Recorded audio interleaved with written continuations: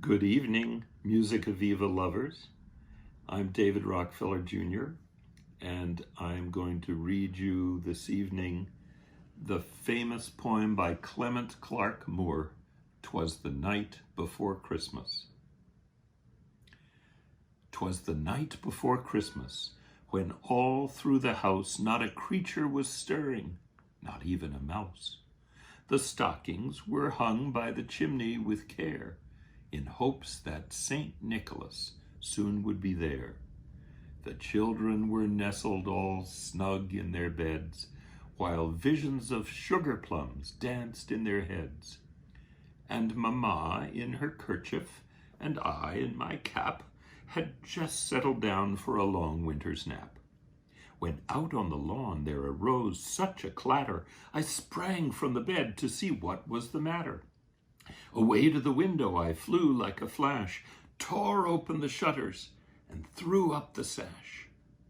The moon on the breast of the new fallen snow gave the luster of midday to objects below, when what to my wondering eyes should appear but a miniature sleigh and 8 tiny reindeer, with a little old driver, so lively and quick, I knew in a moment it must be St. Nick. More rapid than eagles his coursers they came, and he whistled and shouted and called them by name.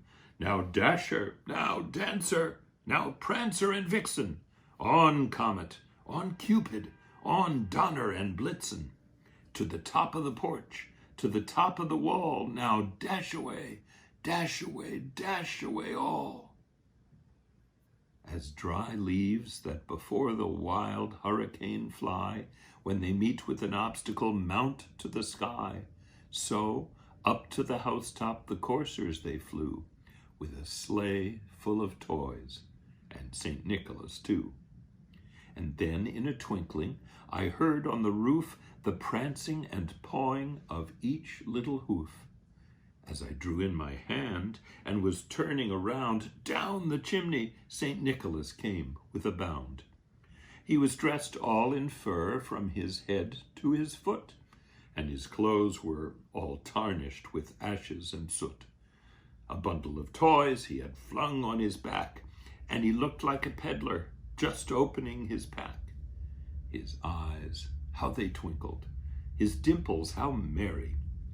His cheeks were like roses, his nose like a cherry, his droll little mouth was drawn up like a bow, and the beard of his chin was as white as the snow.